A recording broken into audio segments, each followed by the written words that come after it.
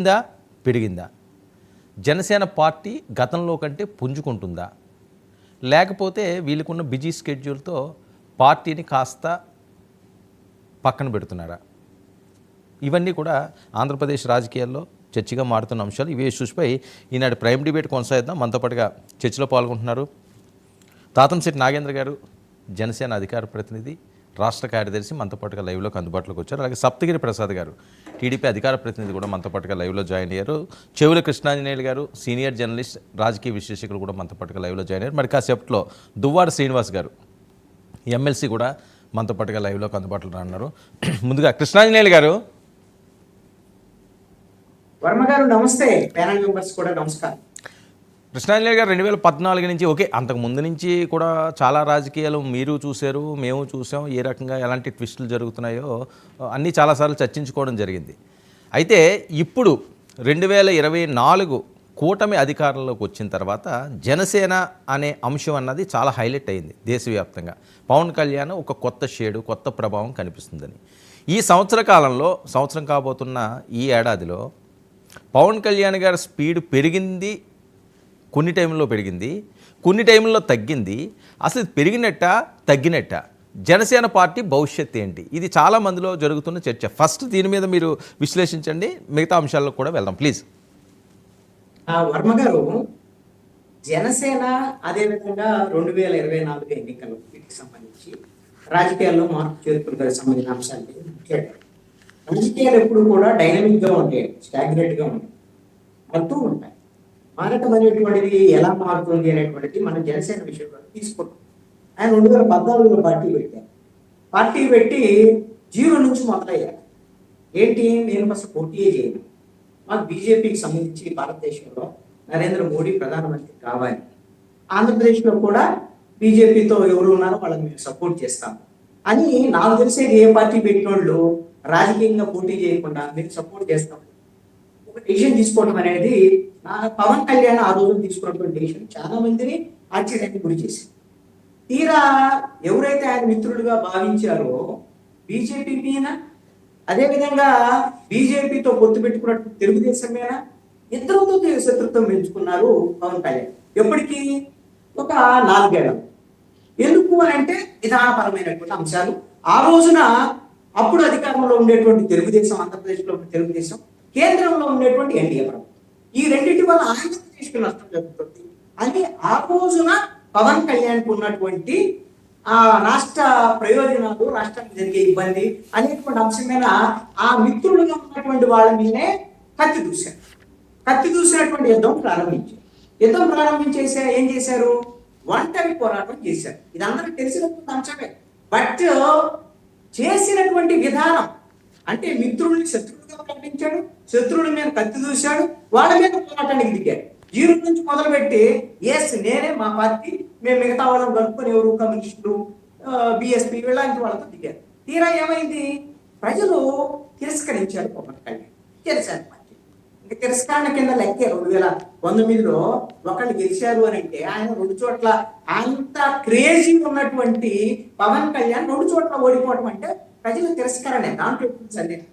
మరి అలాంటి పవన్ కళ్యాణ్ మళ్ళీ బౌన్స్ బ్యాక్ అయ్యి ఒక 5 ఏళ్ల పాటు మళ్ళీ రాజకీయాల్లో ఉండి ఏ విధమైన నిరుత్సాహపడకుండా 2024 ఎన్నికల్లో మీరు అన్నట్లుగా మొత్తం ఆంధ్రప్రదేశ్ రాజకీయాలకి ఒక సెంటర్ పిల్లర్ గా, నిజంగా పవన్ కళ్యాణ్ మొన్న మాట్లాడినటువంటి మాటలు కూడా పడిపోయినటువంటి తెలుగుదేశాన్ని మేము సపోర్ట్ ఇచ్చాము, అదేవిధంగా మేము కూడా నిలబడ్డాము అనేటువంటి విషయం కూడా ఎంత కొంత వాస్తవమే. అది తెలుగుదేశం వాళ్ళకి నచ్చినా నచ్చకపోయినా వాళ్ళకి ఇబ్బంది ఉన్నది. ఎందుకంటే 2024లో ఎన్నికలకు ముందు చంద్రబాబు నాయుడు జైల్లో ఉన్నటువంటి సందర్భంలో పవన్ కళ్యాణ్ వచ్చి రాజమండ్రి సెంట్రల్ జైల్లో చంద్రబాబు నాయుడికి మద్దతు ఇచ్చి బయటకు వచ్చి మేము తెలుగుదేశంతో మద్దతుతో ముందుకెళ్తున్నాం అని చెప్పేంత వరకు తెలుగుదేశం నాయకుడికి, తెలుగుదేశం క్యాడర్ జెండా పట్టుకునేటువంటి ధైర్యం కూడా లేనటువంటి పరిస్థితిలో ఆంధ్రప్రదేశ్ లో ఉన్నటువంటి మాట వాస్తవం.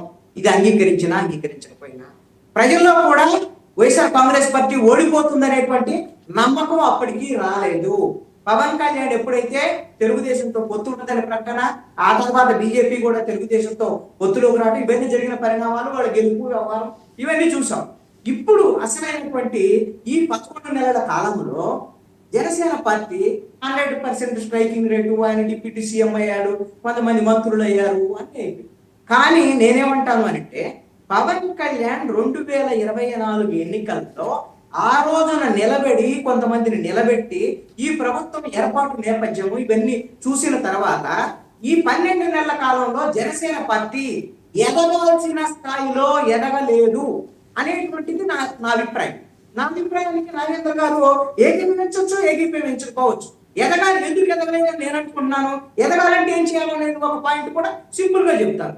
ఎందుకు ఎదగలేదని అనుకున్నానంటే ఒక పెద్ద అవకాశం వచ్చింది. దేశవ్యాప్తంగా ఈ రోజున పవన్ కళ్యాణ్ దక్షిణాది రాష్ట్రాల్లో బీజేపీకి ఒక దిక్సూచిలాగా ఈ రోజున కనపడుతున్నాడు. బీజేపీకి నరేంద్ర మోడీ కూడా పవన్ కళ్యాణ్ వైపు చూడాల్సినటువంటి పరిస్థితి. ఎక్కడ ఎన్నిక జరిగినా, మహారాష్ట్ర ఎన్నికలు జరిగినా పవన్ కళ్యాణ్ కావాల్సినటువంటి పరిస్థితి. పొద్దున 2026లో తమిళనాడులో ఎన్నికలు జరిగినా సరే పవన్ కళ్యాణ్ కావాలి. ఎందుకు కావాలి బీజేపీకి? దూసుకెళ్తున్నటువంటి బీజేపీకి దక్షిణాది రాష్ట్రాల్లో మాత్రం బీజేపీ వైపు ప్రజలు చూసేటువంటి అవకాశం లేదు. కాబట్టి పవన్ కళ్యాణ్ వంటి ఇమేజ్ ఉన్నటువంటి నాయకుడు, పవన్ కళ్యాణ్ కి ఒక ట్యాగ్ లైన్ కూడా బీజేపీ తగిలించింది, ఒకటి ఇచ్చింది, ఒక రోడ్ మ్యాప్ ఇచ్చింది. ఏంటి అంటే నువ్వు సనాతన ధర్మకర్తవి అని ఒక కొత్త వేషాన్ని కూడా ఆయనకి ఇచ్చింది. కాబట్టి ఆయన ఒకవైపున సనాతన ధర్మకర్తగా, ఇంకొక సినిమా హీరోగా, ఇంకొక వైపున 100% స్ట్రైకింగ్ రేట్ తీసుకున్నటువంటి ఒక పొలిటీషియన్ గా, ఈ 3 రూపాల్లో దక్షిణాది రాష్ట్రాల్లో పవన్ కళ్యాణ్ కి ఒక తిరుగులేనటువంటి రాజకీయ నాయకత్వం ఉన్నటువంటి పరిస్థితి ఈ రోజు ఉన్నాయి. అందుకనే బీజేపీ పవన్ కళ్యాణ్ వైపు చూస్తుంది. ఇలాంటి పరిస్థితుల్లో పవన్ కళ్యాణ్ మిగతా రాష్ట్రాల్లో ఎంత ఎదుగుతారు, ఏం చేస్తారు సెకండరీ. ఎందుకంటే మన పక్కన ఉండేటువంటి తెలంగాణలోనే జనసేన పార్టీ ప్రారంభమైంది. కానీ తెలంగాణలో మనం ఇంకా బోణి చేయాల. మనం అందుకు ప్రయత్నం చేసాం, కొన్నిసార్లు విప్లవాన్ని జరిగింది జనసేన పార్టీ. ఇప్పుడు బోణి కూడా జరగలేదు, జరిగిందో లేదో గ్యారంటీ లేదు. కానీ క్షేత్ర స్థానం ఏది ఉంది జనసేనకి? ఆంధ్రప్రదేశ్ మాత్రమే. మిగతా రాష్ట్రాలన్నీ కూడా బీజేపీకి ఉపయోగపడేటువంటి రాజకీయం తప్ప జనసేనకు ప్రత్యక్షంగా ఉపయోగపడేటువంటి రాజకీయం ఉండకపోవచ్చు. కాబట్టి జనసేన ఇప్పుడు వచ్చినటువంటి అవకాశం బీజేపీ సపోర్టు. దీంతో ఆంధ్రప్రదేశ్ లో జనసేన ఎదగటానికి కావలసినటువంటి పూర్తి స్థాయి ప్రణాళికను రూపొందించుకొని ముందుకెళ్ళాలి. కాదు చేసిందని పవన్ కళ్యాణ్ ఈ 11 నెలల కాలంలో వైఎస్ఆర్ కాంగ్రెస్ పార్టీకి సంబంధించి బాలినేని శ్రీనివాస్ రెడ్డి, అదే విధంగా వైఎస్ఆర్ కాంగ్రెస్ పార్టీ నుంచి ఎంపీకి పోటీ చేసిన మాజీ ఎమ్మెల్యే కిల్లార్ రోసిని, సామినేని ఉదయభాను, ఇలాంటి లిస్టు పోటీ అయితే ఆ పార్టీ నుంచి ఈ పార్టీ నుంచి తీసుకొని వచ్చి ఈ విధమైనటువంటి రాజకీయం చేయటం ఒక తప్పంటే ఇదే తప్పని కాదు, అది తీసుకురావడం ఓకే. ఉన్నటువంటి వాళ్ళ నాయకులుగా ఎదిగేటువంటి విధంగా చేసుకోవటం, జనసేన మరింత బలంగా ముందుకు తీసుకెళ్లేటువంటి ప్రయత్నం చేయటం అనేటువంటిది అవసరము. గతంలో పవన్ కళ్యాణ్ చెప్పినటువంటి మాటలో నేను కొత్త నాయకత్వాన్ని క్రియేట్ చేస్తాను, తయారు చేస్తాను, నాయకుల్ని మేము సిద్ధం చేసి రాష్ట్ర వ్యాప్తంగా జనసేన మా కొత్త రాజకీయాలకు శ్రీకారం చుట్టబోతుందని చెప్పాడు. అలాంటి అవకాశము, వేదిక ఆంధ్రప్రదేశ్ ఈ రోజున ఇచ్చింది పవన్ కళ్యాణ్ కి. ఈ విధంగా పార్టీ పరంగా ఎదగాలి అని అంటే జనసేనకి ఎవరు అడ్డు కాదు. తెలుగుదేశం వాళ్ళు మీరు ఎందుకంటే అన్ని రాష్ట్ర వ్యాప్తంగా అన్ని గ్రామాలకు వెళ్ళి అన్ని ప్రాంతాలకు ఎందుకు విస్తరిస్తున్నాం అని మిత్రుడైన తెలుగుదేశం వాళ్ళు అడగరు, మిత్రుడైనటువంటి బీజేపీ వాళ్ళు ఎవరు అడగరు. ఎవరు పార్టీ వాళ్ళదే. పొద్దున తెలుగుదేశం వెళ్ళి కడపలో మహాసభ ఇది పెడుతుంది, అక్కడ పెట్టి రేపొద్దున నారా లోకేష్ ని ఒక కార్యనిర్వాహక అధ్యక్షుడిగానో ప్రకటించుకొని వాళ్ళు తెలుగుదేశం పార్టీ ఎదగడానికి ముందుకెళ్ళేటువంటి వాళ్ళు రూపొందించుకుంటున్నారు. కానీ బీజేపీ ఇక్కడ ప్రత్యేకమైన ప్రణాళికలు లేవు, అవసరం లేదు ఆంధ్రప్రదేశ్ లో. పవన్ కళ్యాణే. కాబట్టి పవన్ కళ్యాణ్ ఇచ్చినటువంటి అవకాశాన్ని ఉపయోగించుకొని జనసేనని మరింత బలోపేతం చేసుకునే దిశగా పవన్ కళ్యాణ్ ప్రణాళిక రూపొందించుకోవాలి. వాళ్ళ మీద వీళ్ళ మీద ఆధారపడటం అనేటువంటిది కరెక్ట్ కాదు. ఇంకొక అంశం ఏంటంటే సినిమాలు కూడా ఉండొచ్చు, ఉన్నప్పటికీ కూడా పూర్తి స్థాయి రాజకీయాలు చేసేటువంటి విధంగా ఒక అవకాశం వచ్చింది కాబట్టి దాన్ని వినియోగించుకోవాలి అనేది నా సూచన. ఓకే, నాగేంద్ర గారు.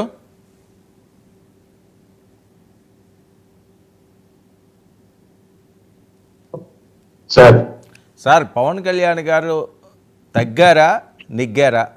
స్పీడ్ పెరిగిందా తగ్గిందా?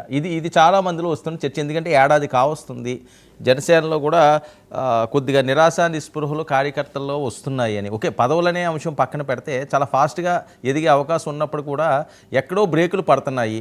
ఎవరైనా బ్రేకులు వేస్తున్నారా, లేకపోతే ఎదిగే పరిస్థితి ఇప్పుడు కనిపించట్లేదా, వ్యాక్యూమ్ దొరకట్లేదా అని? వర్మ గారు, ముందుగా మీకు మీ ద్వారా 99 వీక్షకులకు, ప్యానల్లో ఉన్న కృష్ణాంజలి సార్ గారికి, అలాగే సోదరుడు సప్తగిరి ప్రసాద్ గారికి అందరికీ గుడ్ ఈవినింగ్ అండి. ఉమ్, సార్ నేను ఏం చెప్తున్నా అంటే జనసేన అనే పార్టీ గ్రాఫ్ మన